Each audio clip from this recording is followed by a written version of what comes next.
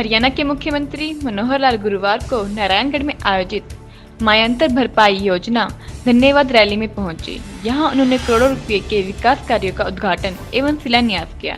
इस रैली में भारी मात्रा में लोग पहुंचे। ये नारायणगढ़ क्षेत्र, इसको मैं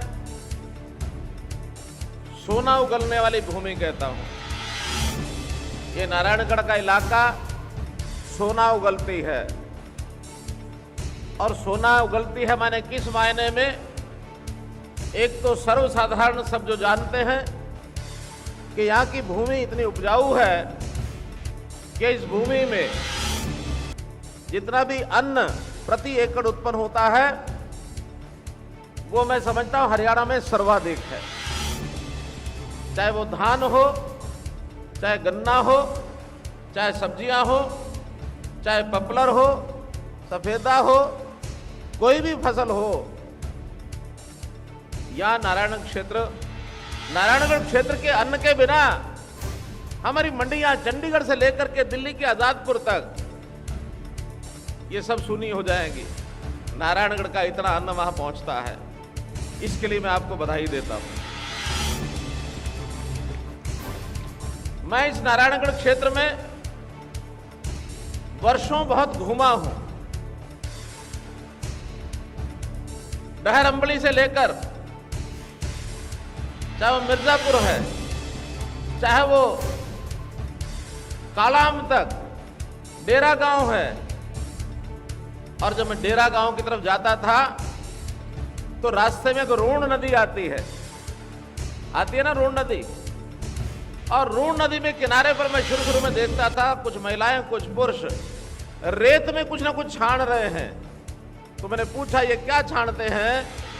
तो मुझे पता लगा इस नदी में सोना आता है और सोना छानते हैं। तो इसलिए मैं इस इलाके को सोने का इलाका कहता हूं। न केवल जमीन की उपज में सोना होता है बल्कि नदियों में भी पानी के साथ इस इलाके में सोना आता है। इसलिए स्वर्ण भूमि है, सोने की भूमि है, हरियाणा का सरताज है।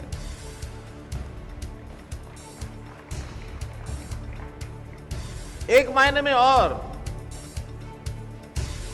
इस इलाके में नारायणगढ़ क्षेत्र में मुझे ऐसा लगता है जैसे इंद्र देवता ने अपना घर यहां बना लिया हो। इस बार के मैं कल आंकड़े ले रहा था कि हमारे यहां हरियाणा में बरसात कहां कितनी हुई। एक इलाका ऐसा है जहां 35 mm 40 mm पूरी 2 महीने में बरसात हुई है। और एक इलाका ऐसा है जहां 928 mm ये बरसात हुई है। और मुझे बताते हुए खुशी हो रही है कि वो जो 928 mm का इलाका है वो नारायणगढ़ है। नारायणगढ़ में सर्वाधिक वर्षा हुई है इस बार। हालांकि पहले छछरौली में सबसे ज्यादा होती थी, लेकिन इस बार नारायणगढ़ नंबर 1 पर, नंबर 2 पर बिलासपुर, नंबर 3 पर छछरौली है। 800 mm है वहां पर नारायणगढ़ हल्के में। पिछले 4 साल में, अभी 1 महीना बाकी है 4 साल होने को, इन 3 साल 11 महीने में हमने अभी तक, आपकी जानकारी बता रहा हूं, एक हल्के में फिगर याद रख लेना, 2294 करोड़ इतने काम हमने कराए। हमारे पास उसका लेखा जोखा है। चाहे वो सड़कों के काम हो, चाहे वो स्कूलों के काम हो, चाहे वो अस्पतालों के काम हो, चाहे पुलों के काम हो, चाहे किसी प्रकार के भी काम हैं, हमने इस इलाके के 2294 करोड़ के काम कराए हैं। ठीक है, कभी कभी हम आते हैं तो यहाँ की जो डिमांड्स होती हैं उसकी कुछ घोषणाएं करके जाते हैं। पिछली बार मैं यहाँ आया था जैसे 2 साल पहले, तो कोई 100-125 करोड़ की उस समय घोषणाएं करके गया था। लेकिन ये 100-125 करोड़ उस मुकाबले में कुछ भी नहीं होती। बाकी योजनाएं अपने आप भी चलती रहती हैं। हमने हर विधानसभा में ये घोषणाएं की हैं। चाहे कोई घोषणा विधानसभा में एमएलए हमारा है, चाहे कोई विपक्षी पार्टी का है, हमने कभी भेदभाव नहीं बरता है। हमने हरियाणा में सब तरफ एक जैसा विकास हुए हम काम कर रहे हैं और इसके नाते आगे भी जिस प्रकार की जरूरतें हैं उस प्रकार के हम काम करेंगे। आज भी 134 करोड़ रुपए के 10 प्रोजेक्ट ऐसे हैं जिसका या तो शिलान्यास किया है और या जिसका उद्घाटन किया है। 134 करोड़ रुपए, जिसके अंदर एक सबसे बड़ा काम जो आज के विषय से जुड़ा हुआ है वो है महाराणा प्रताप बागवानी विश्वविद्यालय का एक केंद्र, उसकी नारायणगढ़ में स्थापित हो, 50 करोड़ रुपए का उसका शिलान्यास किया। तो इस प्रकार से जितने काम यहाँ के पेंडिंग हैं, जो हमने अनाउंस किए थे, उसकी फाइलों में कुछ ना कुछ समय लगता है। डीपीआर बनती है, कहीं जमीन का प्रबंध करना पड़ता है, कहीं उसका बजट का हिसाब किताब होता है। वो सारी चीज़ें क्लियर होने के बाद, शिलान्यास करने के बाद वो काम तुरंत शुरू हो जाता है। तो इसलिए आज भी 10 ऐसी चीज़ें हैं जिनको हमने शुरू किया है। इस इलाके के अंदर 70 सड़कों का काम पूरा हुआ है, जो लगभग 128 किलोमीटर बनती हैं। ये नारायणगढ़ विधानसभा की बात मैं बता रहा हूँ। 70 सड़कें 128 किलोमीटर लंबी। नारायणगढ़ का विश्राम गृह, यहाँ से जब हम जाएंगे तो उन्होंने कहा कि आपको भोजन तब कराएंगे जब विश्राम कर नए वाले विश्राम गृह का उद्घाटन कर देंगे। मैंने कहा भैया पहले उद्घाटन करा लेना, फिर खाना खिला देना। तो उसका उद्घाटन आज अभी होगा।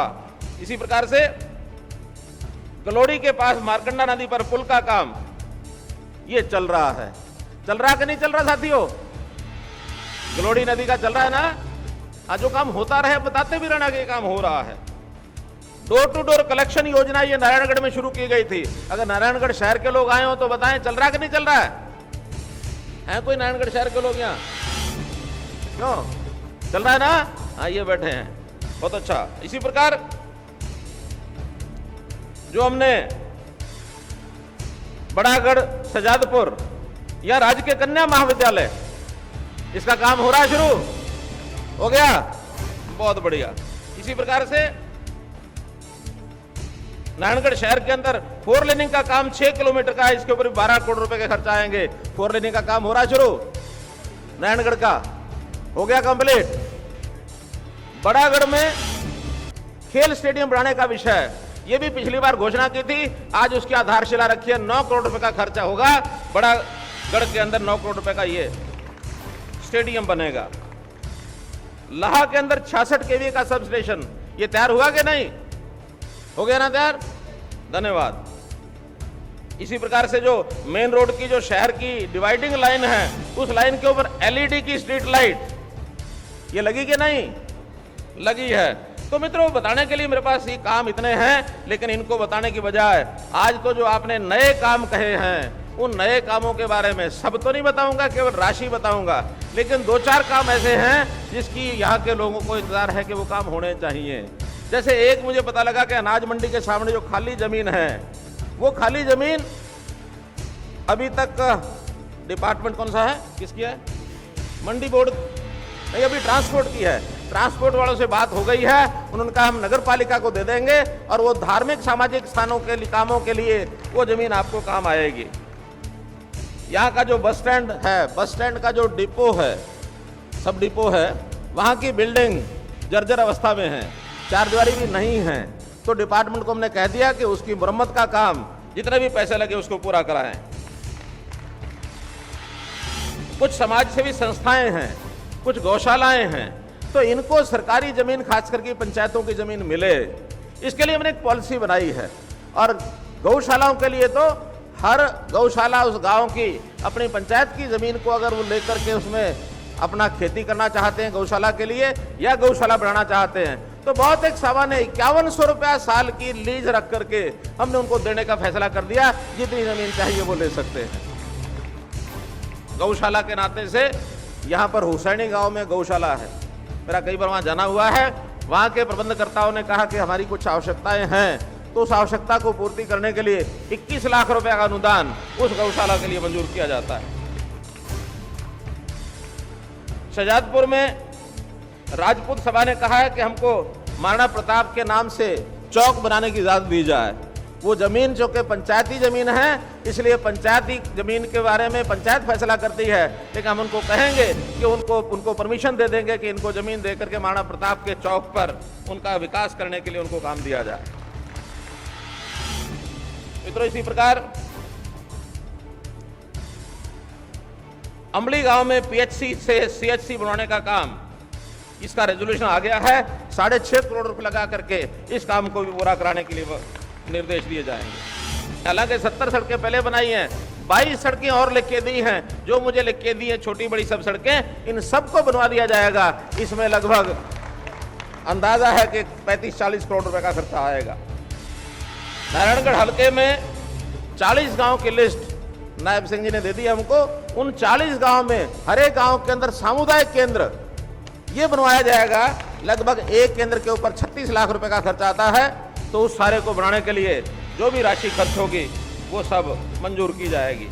इसी प्रकार छोटे छोटे जो काम दिए हैं इन्होंने, बड़े छोटे सब मिलाकर लगभग ये 60 करोड़ रुपए के तो काम हैं, ये सब मंजूर किए जाते हैं। और इसके साथ इन कामों की लिस्ट में अगर कोई काम रह गए हों तो ग्रामीण क्षेत्र के लिए 15 करोड़ रुपए और शहर नारायणगढ़ के लिए 10 करोड़ रुपए, 25 करोड़ रुपए अलग से मंजूर किए जाते हैं। तो इस प्रकार से 85 करोड़ रुपए की ये योजनाएं आज मंजूर की जाती हैं। लेकिन यहीं तक नहीं रुकना है, आप लोग जब भी कोई काम भेजेंगे अपने प्रतिनिधि के द्वारा, हम उसकी फिजिबिलिटी कराएंगे और जैसे भेजेंगे आधी रात को भी पूरा कराएंगे। ये हमारा वायदा, आप विकास कराने लायक बनो, करेंगे हम। ग्रामीण विकास के नाते एक बात और हमने की है, ग्रामीण विकास के नाते, कि हमारी जो जिला परिषद की इकाइयां और पंचायत समिति की इकाइयां हैं, अभी तक इनको बजट बहुत कम मिलता था, इनकी पावर्स बहुत कम थी। अब पंचायती राज में संविधान में लिखा है कि इनको ज्यादा से ज्यादा पावर देनी चाहिए। हमने पिछले दिनों में एक मीटिंग करके अंतर जिला परिषद बनाकर और ऐसे सब जिला परिषदों को और जो नगरीय इकाइयां उन सबको, पंचायत समितियों को और अधिक अधिकार देने का फैसला किया है, और अधिक अधिकार। और इसमें अगर कोई एक बात बतानी हो तो जो बजट अभी तक जिला परिषदों को सिर्फ 10 करोड़ रुपया दिया जाता था, 10 करोड़ रुपया इनको मिलता था, अब आगे से हर जिले को एवरेज, किसी का करोड़ 2 करोड़ ऊपर नीचे हो सकता है, लेकिन इस 10 को 25 करोड़ रुपया कर दिया है ताकि ये जिला परिषद के लोग अपने आप काम करा सकें। हम चाहते हैं पंचायती राज संस्थाओं को और अधिक से अधिक ये योजनाएं दी जाएं। कल ही हमने एक घोषणा तो पहले की है, लेकिन कल कैबिनेट में पास किया है कि जितने चौकीदार हैं हरियाणा भर में, उन सब चौकीदारों का जो मानदेय है, मानधन है, उसको दुगना कर दिया गया है। पहले उनको 3,500 मिलता था, अब उनको 7,000 रुपया मासिक मिलेगा, और उनके जो वार्षिक अलाउंसेज हैं उसमें भी भारी वृद्धि की गई है, ताकि हमारा ये जो सामान्य चौकीदार स्तर का भी कार्यकर्ता है उसको भी गांव के अंदर अपना सम्मानजनक जीवन जीने का अधिकार प्राप्त हो। इसी प्रकार से आने वाले दिनों में हम जो नंबरदार हैं, इन नंबरदारों के लिए भी विचार करके एक सम्मेलन करके इनकी भी घोषणा करने वाले हैं। मित्रों, कोई वर्ग हमारे पास आएगा, हमारे पास कुछ लोग आते हैं कि नौकरी चाहिए। हमने जैसे पहले बताया कि अभी नौकरियों के लिए हमने पिटारा खोल दिया है। अभी ग्रुप डी की नौकरियां, एडवर्टाइजमेंट निकल आई है, आपने किसी ने ना पढ़ी हो तो 18,500 ग्रुप डी की नौकरियां मिलेंगी। इसलिए अपने आप को तैयार करना हो, अपने साथियों को तैयार करना हो, उसके लिए पढ़ाई करो, उसके लिए अपनी तैयारी करो एग्जाम की।